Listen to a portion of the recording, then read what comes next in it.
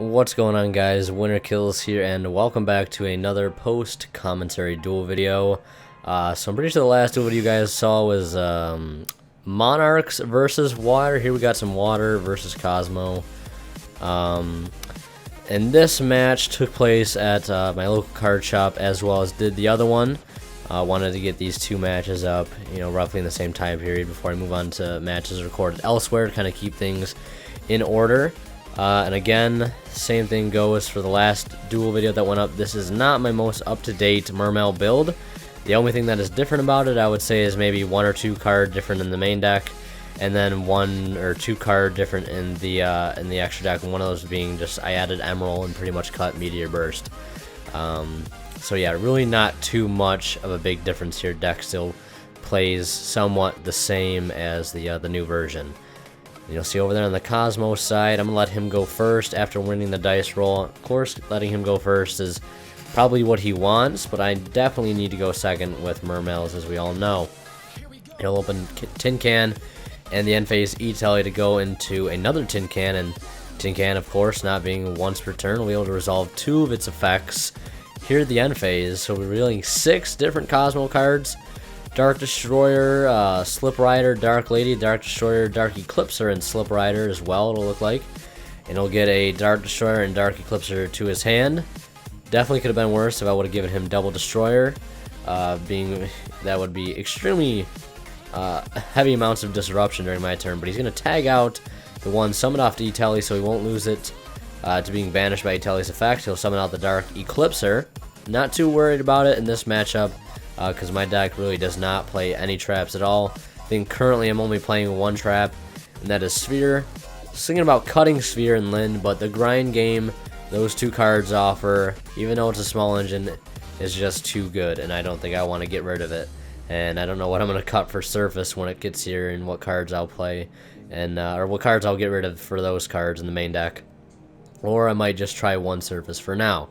But you'll see there on the activation of Tase's effect to search, he is going to activate Cosmojo, because it is going to get targeted by Marksman. Of course, Marksman has to target that set card. And he will chain it, destroying his Dark Eclipser to add a card to his hand, a level 8 or lower Kozmo, banishing Marksman out of grave, not Taeus.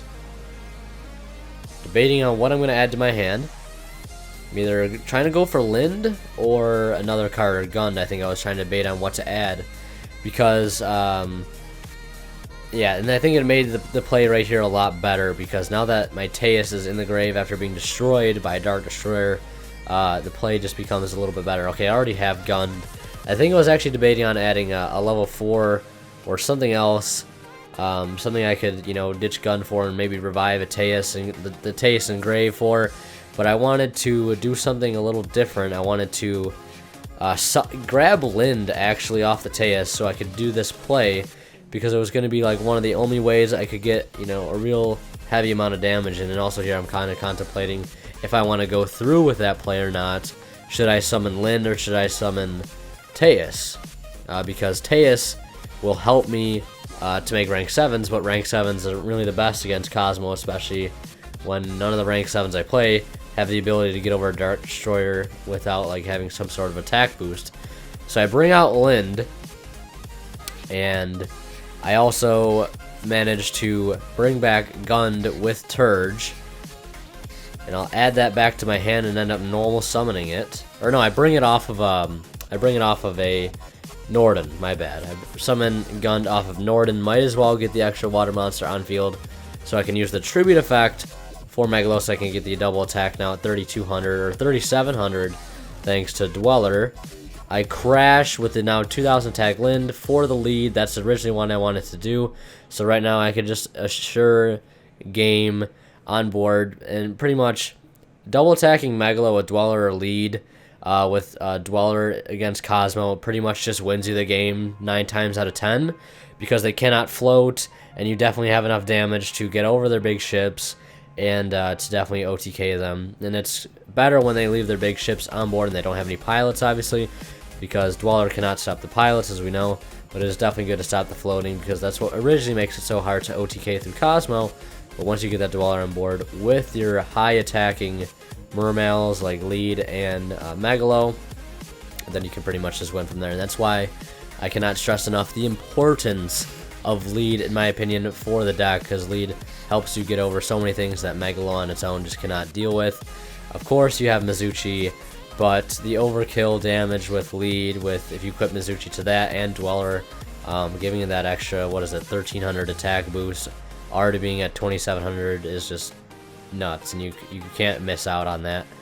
So we're going to see here on the Kozmo side, a Allure of Darkness, banishing, looks like Wicked Witch, adding it back with Kozmo Town, and then tagging out for Dart Destroyer. We'll see a classic Strawman Dart Destroyer play, hoping to, in the end phase here, get a summon off Dart Destroyer and go for Tin Can, I'm assuming, to make the play, and then have the Strawman also to tag out for another monster in his hand. But we'll see him using Kozmo Town's other effect, secondary effect, or whatever effect it may be on the list for the effects that Kozmo Town has.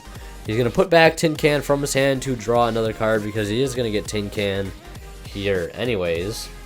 No need to have it in his hand. And then phase, we'll see Dart Destroyer get destroyed by Strawman's effect, and then we'll see Dart Destroyer activate again for a second time. We'll see it get to tag out, banishing itself from grave for Tin Can, activating Tin Can's effect, revealing 3 different Kozmos. Dart Destroyer, looks like we got there Slip Rider and one more card, and Dark Lady. Dark Lady can be kind of clutch to get some first turn negations in. He'll add the Slip Rider to his hand, or Dart Destroyer. It's going to get Slip Rider. He's going to tag out Slip Rider, summoning out off Tin Can, popping Kozmo Town in the end phase, getting another search of Dart Destroyer. You're getting the card he probably originally wanted to do his hand anyways. So a very, very good first turn for Kozmo. We saw the Strawman play with Dart Destroyer, getting a Kozmo Slip Rider on board to pop his own Kozmo Town to get another search to continue his plays even more. On my side of the field, we're going to see Upstart Goblin and Twin Twister, discarding Lind, hit the 2 back row. I believe it was Twin Twister and Breakthrough Skill.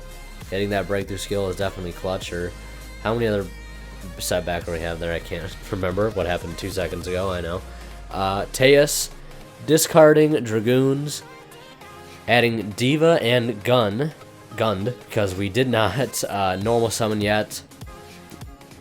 And that's the great thing about Teus, is that it can get you a lot of advantage without even having to use your normal summon. So you can go grab cards like Neptibus or Diva. That's why I think one of the most broken plays in the deck is just Teus and Dragoons, just because that gives you so much advantage. You can grab so many good cards off that play alone and set up so many even better plays. I mean, grabbing, if you have Megalo, you know, Teus and Dragoons, you have a rank 7 play right there. You can just go, you know, Teus, discard Dragoons, add Gund, add Lead, and then discard those 2, and then you've got a rank 7 play, and you pretty much have game on board. And at that point, you have not even normal summoned. That's how much advantage it can get you, and how much field presence it can net you if you play it out correctly. And right here, I am trying to set up Moon Glacia. As you can see, we've got the 3 in grave, and going to definitely be going for the Seahorse here with the Diva and the Neptibus. Going to go for the little Seahorse. Tatsunoko on summon, he's going to tag out. Now, this is somewhat of a bait, because I know he has Dart Destroyer, and I know he sees me setting up Moulin. So what do? We bait him. We bait him out to summon the Dart Destroyer to put 1 extra water in my grave, but Instant Fusion is in hand, so no worries there. Now at this point, we have enough in grave, the proper amount. Then detaching after Moulin to summon, knocking 2 cards out of his hand. Slip Rider, it looked like, and a Farm Girl, if I do recall correctly. And then we'll see another Megalo come down. Gund, and looks like Marksman being discarded. I think Gund may have a target in grave. I'm not too sure. I think there might be a Teus in there somewhere just chilling. Yep, so going to revive the Teus off Gund, might as well. Could even synchro for Leo at this point. Even though our Megalo is plenty enough to get over what we needed to get over. And again, the situation we're in, we have 2 Kozmo ships on board with a Dweller and plenty of damage to get over them. So it's pretty much game at this point. Nothing he can do about it. 3,300 Moulin attacking over Dart Destroyer, making it look like nothing. And then we'll see Megalo make a second attack. I forgot to equip Mizuchi. Like, how bad am I? Like, that's one of those things that, again, slipped my mind for getting to equip the Mizuchi. But he is going to scoop anyways. He's drawing, I think it was Wicked Witch next turn, if I can remember correctly.